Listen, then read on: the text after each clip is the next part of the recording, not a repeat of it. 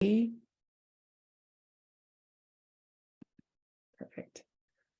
Welcome, everybody. My name is Shanazi Kone. I'm a licensed professional counselor. I'm nationally board certified, and I own a private virtual practice here in Texas.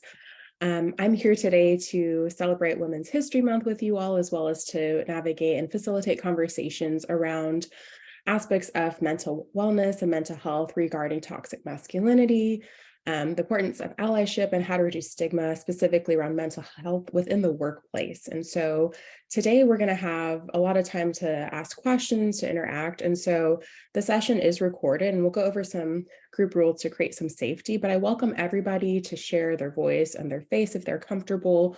Or if you'd like to use the chat box feature, we do have somebody that will be checking that frequently. And so if you have any questions or thoughts or feedback, please throw it in the chat box as well as unmuting yourself. This is your space and time. And I do appreciate everybody that is present or showing up. And so before we begin, just a quick land acknowledgement that I am working on the land of the Umanos, the Comanche, and the Tonkawa Indigenous people. So that is Austin, Texas.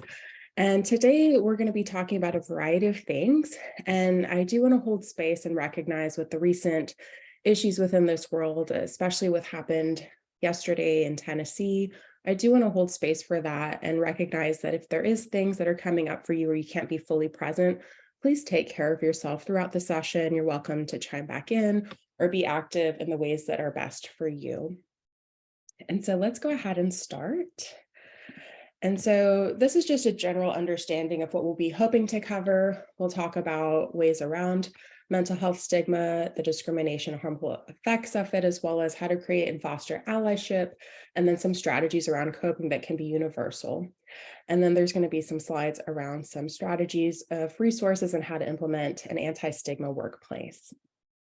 And so just briefly, some housekeeping rules. Please, the space is for everyone. So even though we use the terminology Women's History Month, that's anyone that identifies as a woman. The term male that will come up, anyone that identifies as male, also holding space for non-binary and trans members. So this is an inclusive space for everybody. And so whatever you are saying, feel free to use I statements, raise your hand, and things like that. And so we'll go ahead and get started.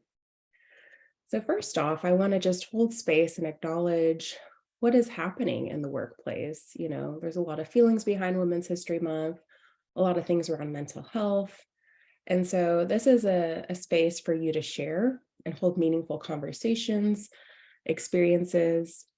And historically, women in the workplace are affected by a wide variety of issues that impact their overall sense of wellness and well-being. And, you know, unique unshared experiences sometimes go unnoticed. And so this is your space to unpack, to heal and process. And this is inclusive for anyone. So when we think about Women's History Month, mental health stigma, any thoughts that are coming up? Anything that you'd like to recognize or name? This would be a great time.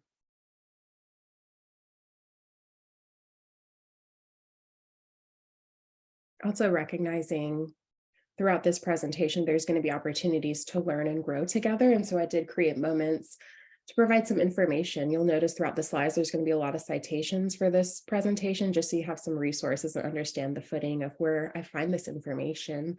And so we know that within the United States, 1 in 5 adults struggle with mental health issues. That's over 43 million people. But that data was found in 2019. And so you imagine the pandemic and how that has changed things and shifted. We want to recognize and hold space that it might be more than 1 in 5 now, and we're still waiting on information around that. If anybody would like to share their thoughts about mental health, anybody that might be feeling stigmatized, we'll also have space for that as well. But just recognizing that as we move along in this presentation, that there's going to be room for both to speak. And we know that men and women are affected by mental illness. Sometimes it impacts people differently depending on gender, race, and other parts of their identity. And so we know that men often go untreated for mental health issues, specifically around depression and suicide attempts. We know that it's far the leading cause of death among men, and that 6 million men are dealing with depression, and oftentimes it's left untreated. And so knowing that there's a disparity among mental health and access to mental health and how that impacts is going to be part of our conversation today. You're welcome to continue this dialogue through the chat box, but I want to ask a question to anyone. If you want to unmute yourself, if you want to chime in or use the chat box, I want to ask you first off, where do you think stigma comes from? If you were just to guess, or from what you've heard or what you've known or educated yourself with, where do you think the stigma around mental health comes from?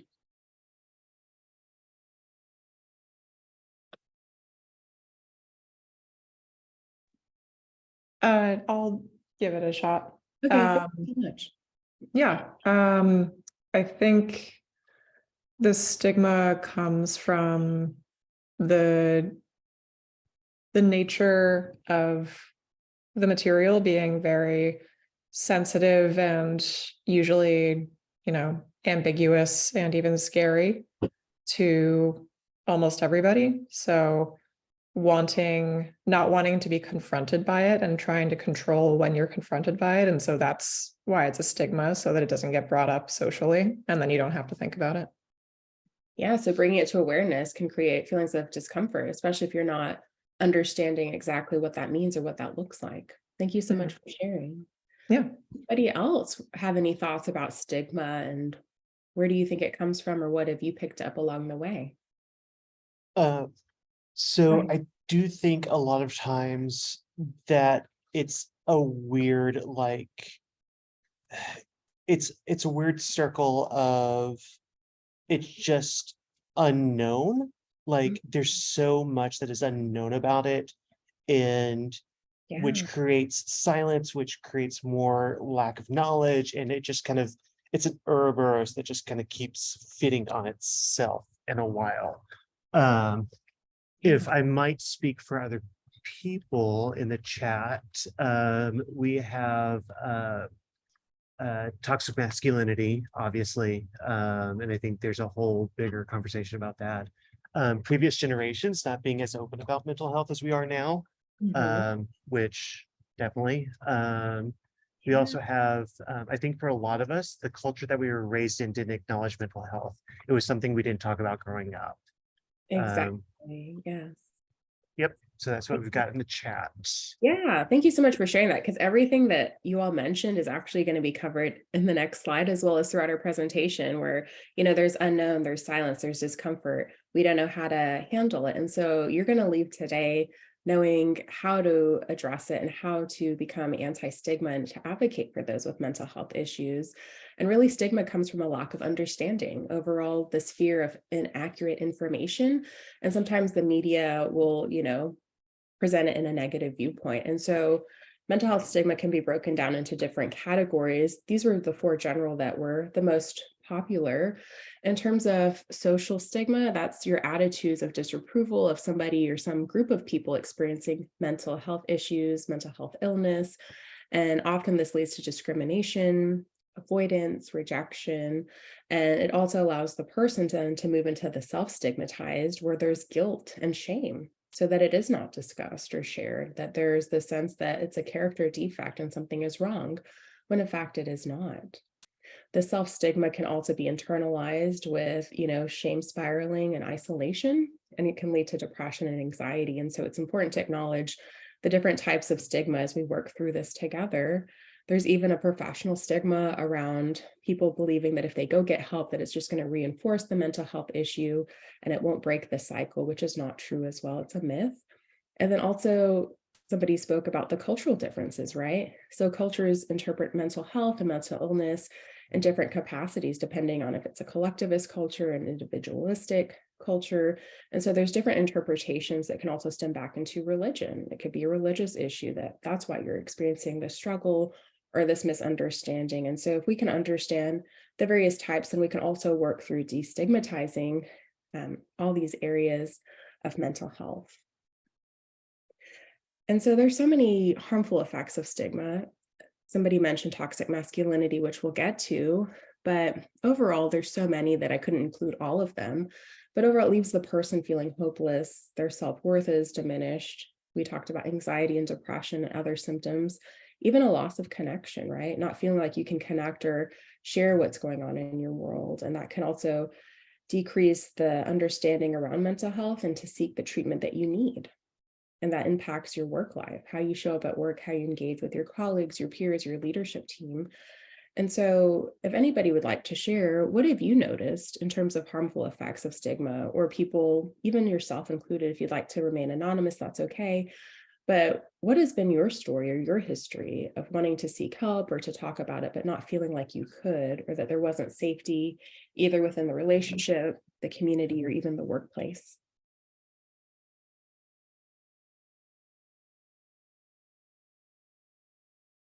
Anybody have anything they'd like to share about what they've noticed at work or even in their personal lives, right? That it creates this lack of understanding with your friends and your family and your colleagues that you may not feel comfortable disclosing it at work, and therefore you may not feel motivated to be present. Also, in a systems issue, recognizing mental health stigma and treatment, right? To have adequate mental health coverage or insurance might be a struggle if your insurance doesn't cover a certain diagnosis or a certain treatment plan. And so those are also challenges as a society and as a system that we face with stigma and discrimination around mental health. Okay, go ahead. Somebody raise their hand. Hi.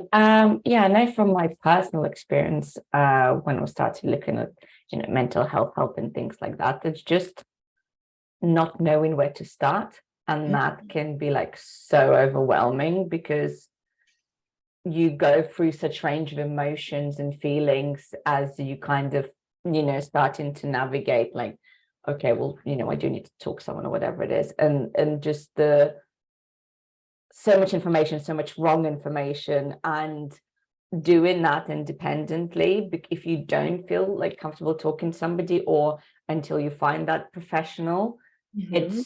it's so overwhelming. I agree. Or it was so overwhelming. Yeah. Thank you for echoing the fact that it is overwhelming, because if somebody's already going through this stigmatized relationship between their mental health and finding help, that's really hard to bridge that connection, to seek the support and services, and even to find a right fit where a therapist or a group therapy group. So I appreciate you sharing light on that. Anybody else have anything they'd like to share about stigma, discrimination, anything that they've experienced, or any challenges that they'd like support in? Not to always talk, but Good, I appreciate it. I will say, like, with my personal mental health issue with OCD, Mhm. it became, there's always the worry about people looking at you differently. Mm, Um, or like, especially in work, like not worried that they're not going to rely on you. mm, But my OCD made it so that I was worried about people being worried about me. mm. I didn't want other people to worry about me. So I just kind of like held it to myself and just kind of tried to muscle through it, Mhm. which is not good. But I think it's definitely one of those things that, like, if you find yourself to be a very like empathic person, Mhm. those mental health struggles become even worse because you don't want to lay your struggle on someone else. Exactly. If anybody else has felt that way, please put a one in the chat box, just to create this universal feeling that we're not alone in this, that if we are struggling with things, especially OCD or something that might be more visible in our compulsions and behaviors, then put a one in the chat box, just so you can end the stigma on this right now, that you're not alone, that there is help, there's resources, and we really want to take a focus and shift, what's happening within the workplace so that you do feel supported here at Critical Mass. And so addressing the stigma in the workplace is something that I'm really passionate about and could hold a conversation all day about. But I do want to recognize that with all the research out there, the number one way to address stigma in the workplace is involving contact with individuals that have lived experiences around mental health issues. And so just talking to people, being more vocal about it, creates this workplace environment of safety and understanding and warmth and empathy, all the things that we need to heal. And so I wanted to touch base on this because I'm also hearing that a lot of us may not have the knowledge to access these resources, or there's worries behind it. And so I do want to validate that within EAPs, employee assistance programs are often provided through your workplace, through your benefits, where you can deal with a variety of issues related to work-life stressors, anything affecting your emotional well-being, financial, relationship concerns. And so in 2019, they did a poll with the American Psychiatric Association, and they found that a major place of disruption is half of people that you work with were concerned about discussing mental health issues at their job. They were worried that they would either get terminated. So 1 in 3 were concerned about retaliation about their work, fear of termination. And so if they sought out mental health care, they were worried that their employer would find out and discriminate, which is actually not true. If you use an EAP service, it is HIPAA compliant and it is personalized and confidential. And so if you're having concerns about using your EAP, I would encourage you to talk to me about it or somebody with Verify or HR to figure out how we can get you connected immediately, because 1 in 5 employees are comfortable, but most often than not, they don't know how to receive those services. So 1 in 4 may not know that they have an EAP service or an app that connects them to wellness or reimburses for mental health therapy or helps them navigate finding an in-network therapist or something like that, even support groups. And only 3 to 5% of employees nationwide are using their EAP services. So the rest is left on the table, right? And so these are resources that you can have access to. But going back to the understanding and the lack of awareness and conversation around this, I do want to open it up, either live or in the chat box. You know, how often are you using your services, or are you seeking services and support outside of work? What has been the challenge? How can we bridge that so that there is a connection and a warm handoff to get the help that you may need, or even a family member?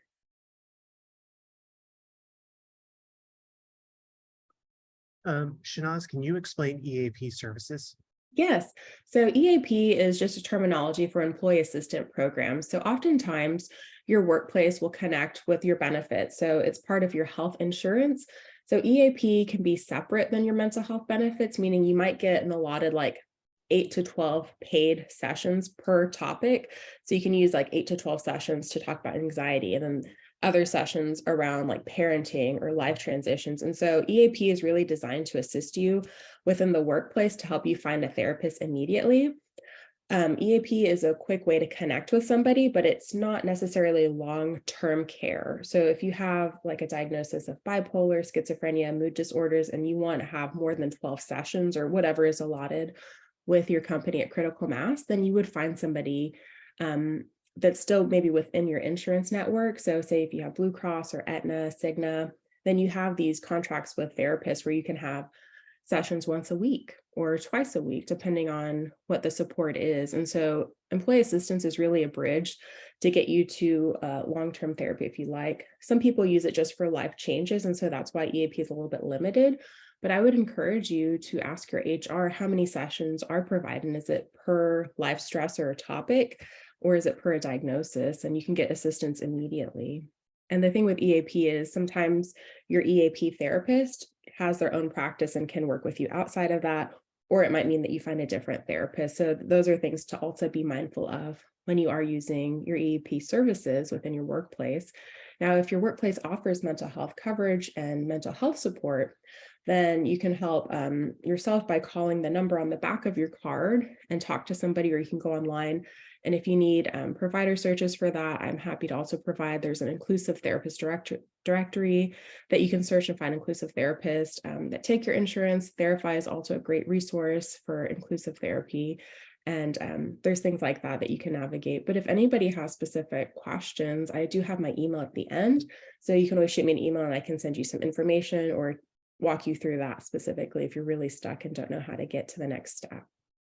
Does that answer the question around EAP? And there's a lot of benefits to it, but only 3 to 5% right now are utilizing it. And so there's also a lack of understanding that it's available. So I'd encourage you to call and set up an appointment if you need that. Anybody want to check the chat box, Alana? Is there anything going on over there? Yeah, I was just going to say, Joshua mentioned it, but there is an exciting kind of rollout with critical mass and Verify that it sounds like Joshua will explain in in teams after this meeting. So Perfect. we There you go. hear you all. We're really eager to support you all with finding a therapist. So And I'll also work with HR both in for understanding about Canadian and American as well as British resources, because I know it's all going to be a little bit different. So we'll make sure to cover all of those as more information comes out. And then you've also got some hands up, Shanaz. Absolutely. I'm so glad that Critical Mass is offering this and Therify. So if you have questions, hang by at the end, or I'm sure there's a scheduled call for the benefits around that. Talking about stigma though within the workplace, what are some steps that Critical Mass, you, your DEI or your ERG groups, what are they taking control over or even recognizing of how to make your workplace stigma free? What are things that you've either heard of or things that have been rolled out at your company? What are things that are coming up for you as we think about making sure that our workplace is stigma free? And there's a list of things to prompt you as well. Go ahead, Gary. Yeah, I think having this session is kind of proof that we are willing to talk about it, which is great. I just wanted to say that I've not worked in a company which is as big as Critical Mass till now. So I've worked either in shops that were too small or startups, and I think there is a lot of stigma regarding even having such a session when you have like 10 to 15 people in a company. So even inviting someone like you, or from someone from Therify, it would be a big deal to do that. I think EAP systems are available in most companies, at least in the kind of work that we do, or in the line of work Critical Mass does. But I think just I don't know how it works. Probably it's about scalability or something, but I think there are many smaller like I think number of employees is a big factor while deciding whether to talk about it or not. So for me, this is what Critical Mass is doing. People are talking about it. There's a session, you have come, like people are like sharing their opinions in the chat, and Joshua is moderating. So I think this is like a big deal for me. Yeah, and maybe put a 1 in the chat box if you want to see more of this within your workplace, whether it's group sessions, support sessions, things around, supporting mental wellness within your workplace. And we can definitely connect and help you navigate that. Anybody else have any thoughts or anything else they'd like to share? Creating a stigma-free workplace can start with you as well, right? To advocate for yourself, to let your employers know and those that are in leadership that this is important. These are things that you'd like to talk about. Other ideas are making sure that you have adequate insurance coverage within the workplace. You all have access to EAP, but also making sure there's accommodations for those that meet the American Disabilities Act in terms of mental health. Having policies in place that support families and caregivers, and also just, a lot of language use around mental health, right? So rather than saying, oh, it's, the depression, it's like, oh, this person is going through, some struggles and has depression, right? The depression doesn't define them as a person. And so even the language we use can be non-stigmatizing, and of course, providing training. And some ways that we can do that on a smaller level is showing support for each other, right? Making sure that supervisors and employees have conversations around supporting employee wellness, to be proactive and engaging in understanding needs, and maybe like the time off, right? A sick day could qualify for a mental health day in some companies. And so understanding when you need to take time off to get the help you need and how to advocate and provide those resources. It's also important just to have conversations around wellness, as we're evaluating employees for, performance evaluations, understanding how mental health impacts that. And so there's so many ideas on how to get started. There's a great organization called NAMI, and they actually can send you a free kit if you sign up. So if somebody on your team wants to sign up, it's through like the corporate social responsibility. And I have a link for that. And it just helps your company become more engaged in workplace understanding about mental health and challenging the stigma that's in workplaces. And so I'd encourage you to check that out as a resource. It's going to be on the resource page. But I would like to ask everybody here, what are you doing to step up and fight against stigma? And will you accept the challenge of becoming anti-stigma? Anybody have any thoughts on that?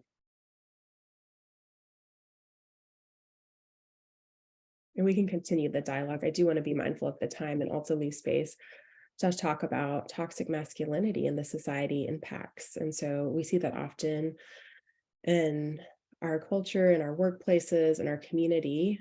But what is toxic masculinity? If you were just to think about it, what comes up for you? It could be imagery, it could be words, it could be things in the news. What are things that are showing up in your world as toxic masculinity, and what does that look like?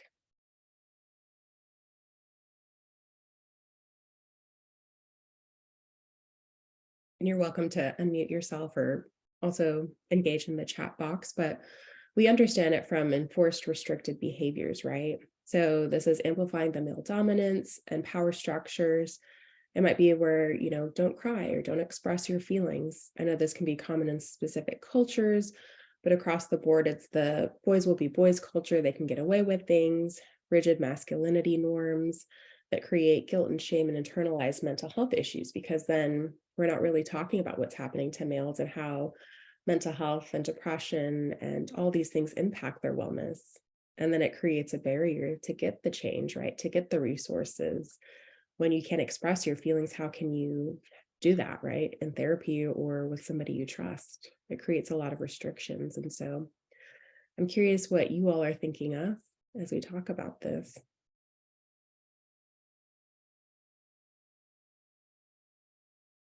Anybody have any thoughts?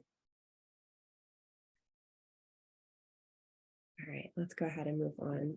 So stigma among males in our society, there's a lot of cultural and traditional masculine norms that impact a lot of the mental health issues. We talked about depression and suicide being the leading causes of death for those that identify as males.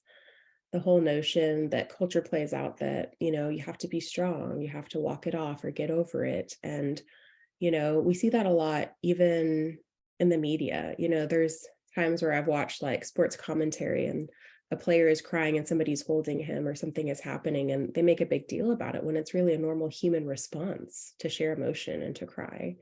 And so I would like you to challenge these norms of how even media represents males in the culture and how, it leads to other issues, right? It leads to hypermasculinity. It leads to homophobia. It leads to discouragement around seeking help and support. There's an increased psychological distress that is really disrupting, males' access to mental health. And so stigma is a deep barrier. And there's a lot of things that come from that. But I'm curious, what are your thoughts? What have you noticed? What would you like to see different? It looks like in the chat, Shanaz, some people are talking about they've noticed using kind of similar to what you mentioned, using derogatory terms about women or towards women, a form of toxic masculinity that women unfortunately also experience day to day. Yeah, so even just how we speak about women, right? Or how we can articulate the thoughts that can be derogatory. Absolutely. Anybody else have anything they'd like to share?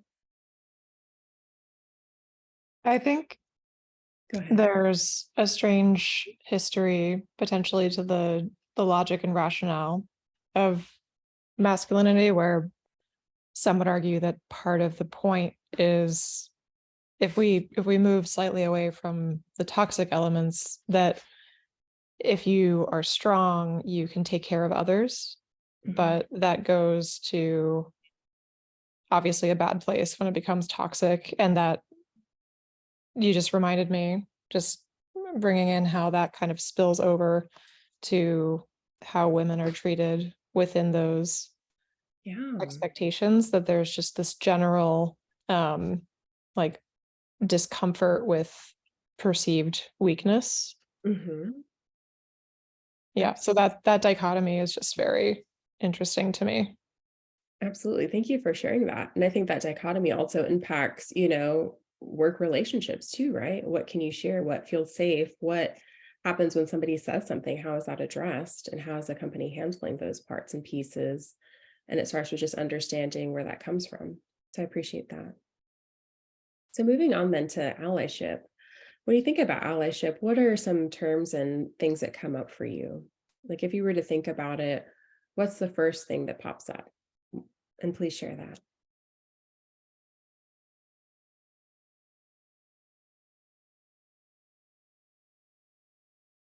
Have you seen male allyship in your workplace? Have you seen it within relationships, friends, community?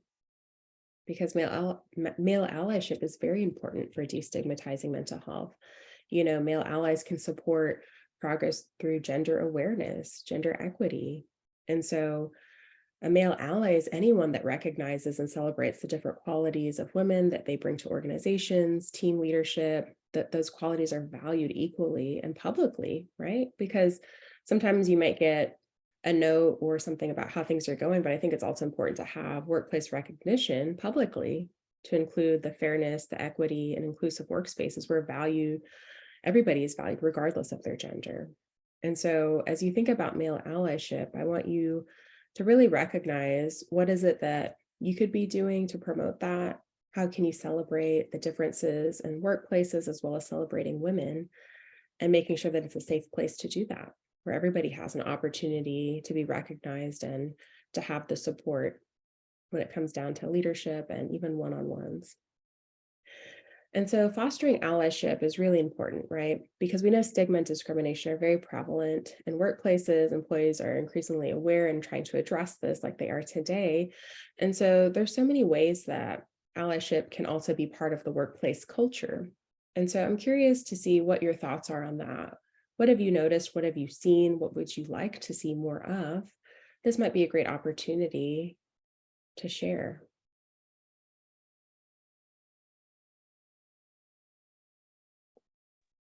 You know, today, like somebody mentioned, this is a place to facilitate safety around conversations around mental health, something that maybe you haven't experienced in other workplaces. And so I think this is great that this is happening. You know, understanding that programs can be tailored specifically towards DEI as a foundation where equity and inclusive principles around diversity are just the standard, right? That you value the employee wellness and you're taking time to check in with each other and making a commitment to creating a healthy workplace. Also having teams be trained, right? How to identify emotional distress. What happens when somebody has a panic attack? How do you handle that? How can you be present or supportive? And so knowing your resources, the referral process, that can be really beneficial, making sure that that employee or person gets the help they need, but also being willing to make those accommodations too, for when they come back to work or the next day to check in. You know, something as simple as, hey, I'm thinking of you. Let me know if you need anything. That really can go a long way. You may not know exactly what they're going through at home or in other aspects of their life. And so just being present with a check-in could really do wonders, even showing compassion and empathy and just being welcoming. And I also provided a link. It's Mental Health First Aid. This is a great tool to create safety and awareness around mental health issues and how to have mental health first aid. I think it's important for every company to start rolling the ball out on this. I know that people sometimes are CPR certified and know how to use like a defibrillator, but also how do we handle conflict in the workplace, or how do we handle a mental health issue that is shared publicly? And so mental health first aid could be a valuable resource to your company. Any thoughts or any questions? Shanaz, I love what Danny just shared about an interest, you know, this is an interesting issue in this remote work environment, that male allyship can be even more difficult working remotely, as it's easier to have a casual conversation on the way to and from coffee. We have the water cooler, metaphorically typing in Teams and leaving a written record of it is definitely a different experience. Mm-hmm. Is there anything that comes to mind for you, Shanaz, of how, you know, ways to mimic those kind of interactions in a virtual world? Yeah, and I think that's a great point, because a lot of things have switched to virtual, but how do we celebrate that, right? You know, like there's workplace parties and get-togethers and events. How do we model that for virtual, you know, employees? How do we create a public platform to encourage and foster their development?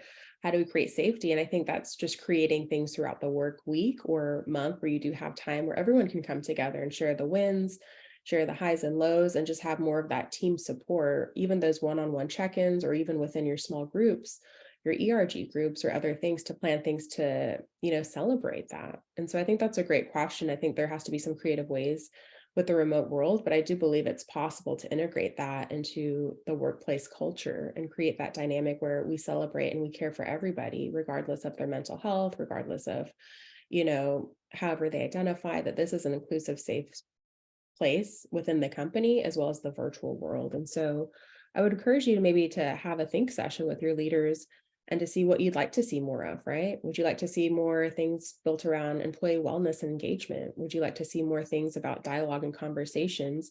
And then how do we share that on a platform where everyone can be invited? So I think that's a great question.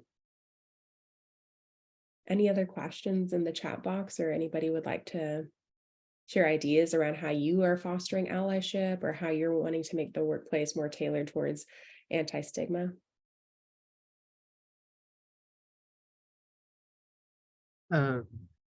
I would actually like to say, as an office manager that is constantly trying to like plan events and just keep people connected, Mhm.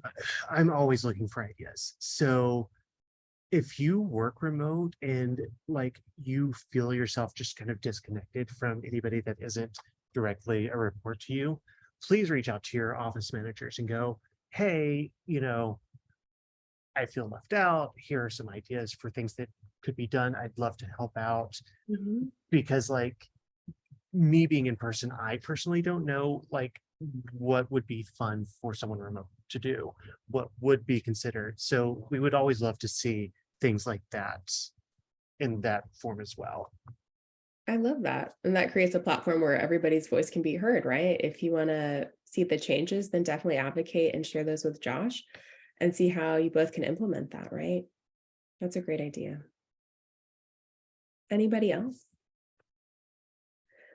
So moving on, I know this is Women's History Month, so I do want to create safety and also have space for women and how to recognize that allyship is very important for women in the workplace.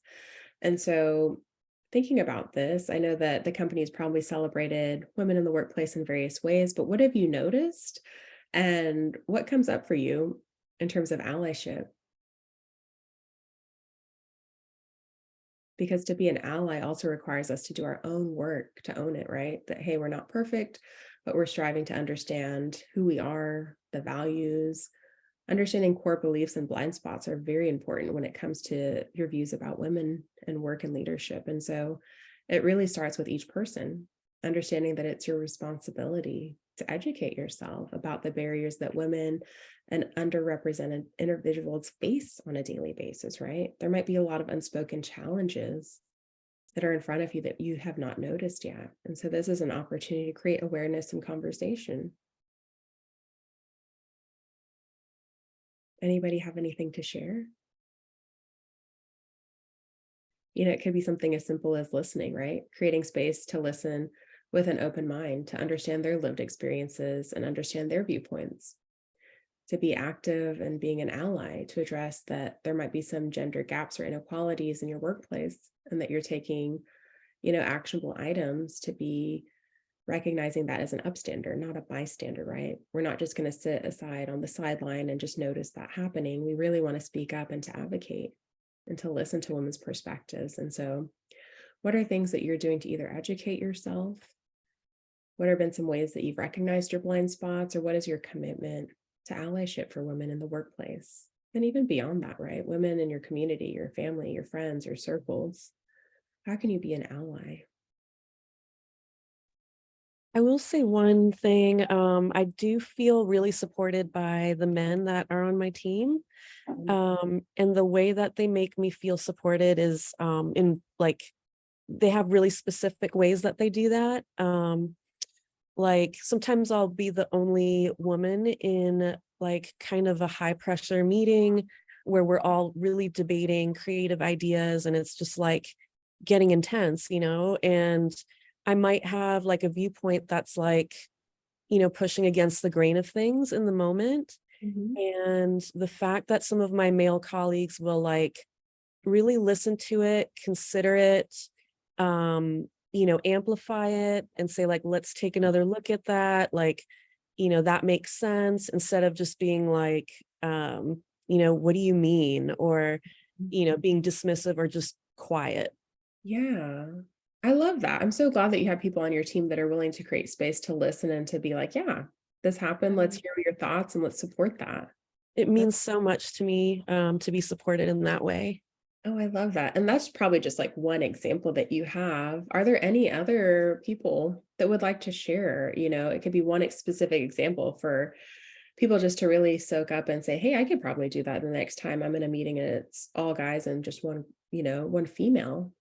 How do we make sure that the environment is safe? And how do we recognize that we can listen or support or provide, an understanding that we're here? Because that goes a long ways. And it could be ideas of what you like to see, what has happened to you. Really, this is your time to share and to amplify your voice and your feelings around this and what you need. Shanaz, someone shared, which I think unfortunately is very common, is someone shared, I would love not to be addressed as lady or miss. It's a small thing, but it matters. You know my name, use my name. I have definitely felt that at different places I work. I'm sure, Mariel, you're not alone. And I agree. I think first off, addressing people by their name, their preferred pronouns, that is a way to build equity in the workplace, right? Even people that have names where you have to ask multiple times or get a pronunciation. My name for sure, Shanaz, has been butchered throughout my whole life, right? And so for me, making sure that people understand my name and how to pronounce it correctly goes a long ways, right? And so making sure that you even have the right way to address people within your workplace by their name, their genders, their pronouns, all of these things are very valuable, because then if you don't do this, it creates microaggressions within the workplace and it can create a workplace divide. And so I appreciate you sharing that there's a preference on how you'd like to be addressed and how you'd like to be spoken to. Thank you. Anybody else? Any other thoughts? And it could be thoughts that we had throughout the conversation. It doesn't have to be specifically around allyship. It can be anything else that's coming up to mind. How you can identify as being an upstander, not a bystander. Things that you can listen to in terms of perspective of women in the workplace. Any other thoughts or ideas? Okay. Well, we'll go ahead and move on then. I still welcome the dialogue and the discussion. And so we're just going to talk about tips and strategies for coping, because obviously there's a lot that we talked about: mental health stigma, toxic masculinity, male allyship, female allyship, all kinds of ways that we can be active and responses towards others, right, in our community, in our workplace. And so this also goes back to you and how you're managing your stress, your anxiety, and other things that are coming up for you. And so I do want to have a little bit of a discussion around some coping strategies. And so coping strategies are anything that you can use throughout your day, throughout your week, to help you understand your life, your feelings, your thoughts. Coping strategies don't always have to be bubble baths and, dark chocolate. It can just be paying your bills on time, making sure you keep up with your hygiene. Basic life skills can also be understood to me as coping strategies. And so if that's all you can do right now, then that's great. That's the place where you need to start. These are just recommendations. I would encourage you to find at least 2 or 3 that you can commit to, just to notice some changes. And so thinking about journaling is a great way to understand, our own biases, our own areas of work. And so journaling can be a safe place for us just to get our thoughts and ideas out. It's also a way to identify themes and emotions. And so that's a safe way of expressing yourself. And so I'd encourage journaling. And this is across, all boards, all walks of life. You can do bullet journaling, you can do longer entries, even voice recordings, whatever works for you. I'd also recommend seeking out connection.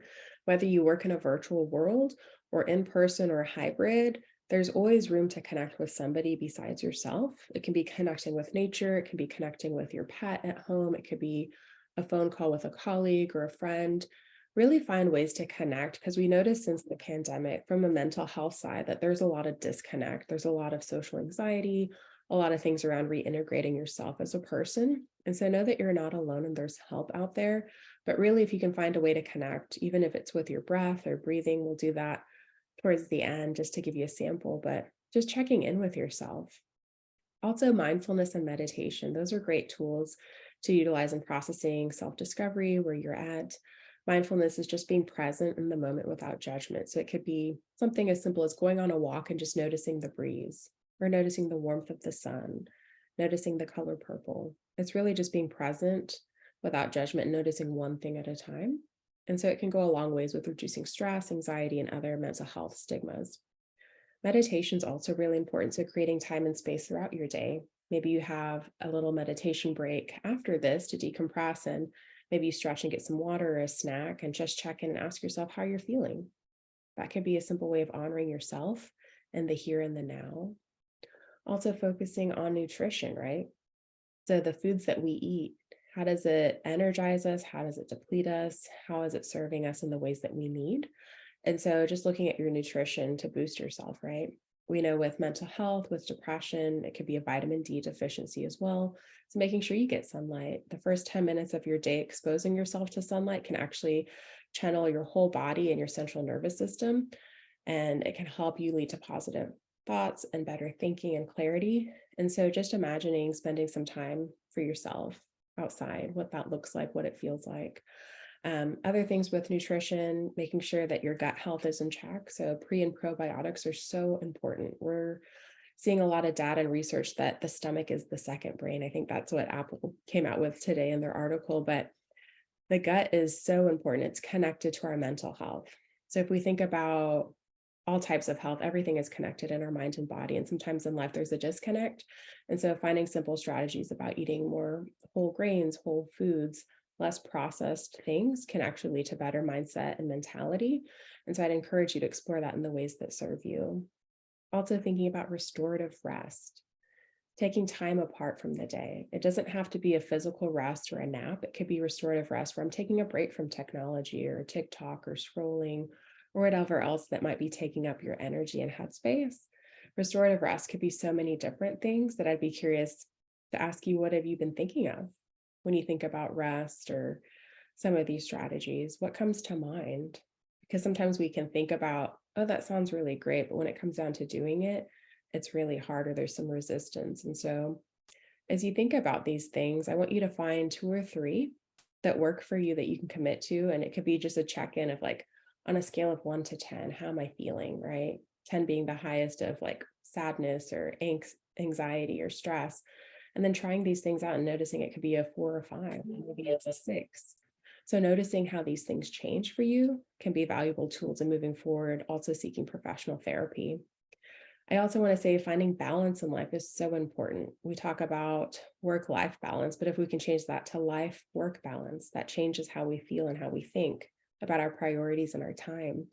And so I'd encourage you to find things in your life and your schedule to where you do have breaks where you can get up, where you can walk, where you can eat, connect, engage, and all the ways that are important to you. Even movement is so helpful with our serotonin, our dopamine. And movement could be something as, hey, I'm going to stretch today, or I'm going to try this new group class and make a friend, or I'm going to try this new thing at the park on a bike. Try new things. That's exciting for you. That helps. It helps break the mold. And then, of course, therapy. Therapy is so valuable. You don't have to have specific core issues that you'd like to focus on. Sometimes therapy is just a safe place to be, and to have that on your schedule where you can process your coping, things that bring you joy, things that are stressful. So therapy can be a very important tool that I would encourage you all to engage in if you feel like you need that. There's resources as well that we'll talk about towards the end. And so just in closing, before we answer any other questions, I'd like just to guide you through a very brief guided meditation. It can be open-eyed or closed-eyed, depending on how you feel in safety. And so if you'd like to close your eyes, I would like you just to take a deep breath and just notice how you feel. Notice what comes up for you, things about your day, and continue to breathe. I'd like you to take a breath, inhaling by 4 counts, pausing by 4, and exhaling by 4. And as you sit back and relax with your eyes closed or open, just notice sitting in the chair, noticing the texture of the fabric, the cushion firm at your body, your spine, your body fully supported. Just notice how your body feels with each breath. And as you're breathing, taking slow inhales and sips of air, noticing your mind and any tension that you're carrying. And with each exhale, release that. Continue to breathe, allowing your inhale to be as long as your spine, filling your lungs and your body, and exhaling, letting it all go. Continue to breathe, just focusing on your breath, noticing the gentle vibrations, the warmth, and the connection that you bring in yourself by connecting your mind and body with your breath. And as you're breathing, just take one more deep breath, inhaling it, your deepest and longest breath, holding it in just for a little bit longer and letting it all go. And so this is a simple exercise that I would recommend to be part of your day. It could be something you do in the morning, afternoon, or evening just to release.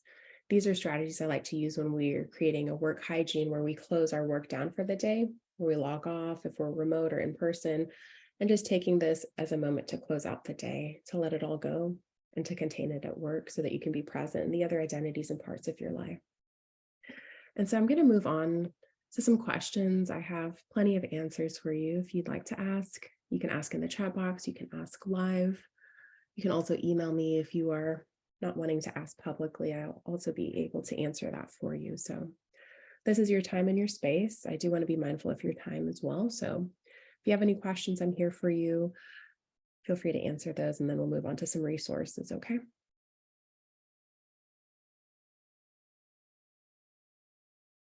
How's everyone feeling after the breathing exercise? Did I leave some people to sleep, or are people here? Yeah.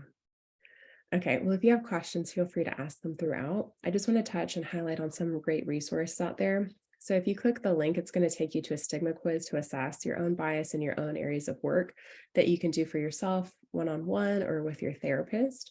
There's also a great organization. It's a nonprofit called Bring Change to Mind. It's focused on increasing dialogue about mental health in the workplace, creating understanding and empathy. It was actually founded by Glenn Close in, I think, 2010, after her own family members struggled with mental health issues. And so this resource is free. It helps you find actionable items to reduce stigma. There's also the Stamp It Out campaign. It's widely known throughout the US and through, I think, Europe as well, where they talk about mental health and substance use. There's also Make It Okay. This talks about personal stories and tips. It sheds light on mental health and resources to fight stigma within your community. It gives you ideas on what to say and what not to say. So this is really like a step-by-step guide. And then NAMI also has the stigma-free campaign where you can find more resources for work. Cure the Stigma is also a great place to start. And then there's other links if you're more into like radio and podcasts and that type of thing. There's conversations geared towards mental health and awareness. Safe Space Radio talks about like storytelling with experts around tools and how to guide yourself. And if you look through all of these, there's also some journal articles and other links on how to cope with stress. And then the last link talks about how to sign up to be pledging to be stigma-free. And so there's a lot of great resources and tools. This is really just the tip of the iceberg, but I do encourage that this conversation continue to happen throughout your day, throughout your workplace, and that you find meaningful connection and ways to provide support for all of your community. And so I want to thank you all for your time, your energy, and I'm here if you have any other questions or closing thoughts. My website, my email is here as well if you need to connect with me in any way. And thank you. Thank you, Shanaz. Absolutely. Thank you all for attending. Thank you, Shanaz. Big thank you to Therify, as always, for hosting these and being such a great steward of just, I know I can just give them some general ideas and they'll run with it, which is always great. We are taking a break for a little bit from Therify sessions. But you know, we will always have lunch and learns as well as other events going on for each of the affinity group months as we go on. So we look forward to seeing everyone here. And as always, I will share out this recording along with any of the links that Shanaz shared in her deck in a little survey after the fact, just for Therify's information. Therify will be the only ones that see it, so feel free to be as honest as possible during that. And yeah, so thank you all so much. Thank you. Bye, everybody. Here, bye. Thanks. Thank you. Thanks. Thank you. Bye.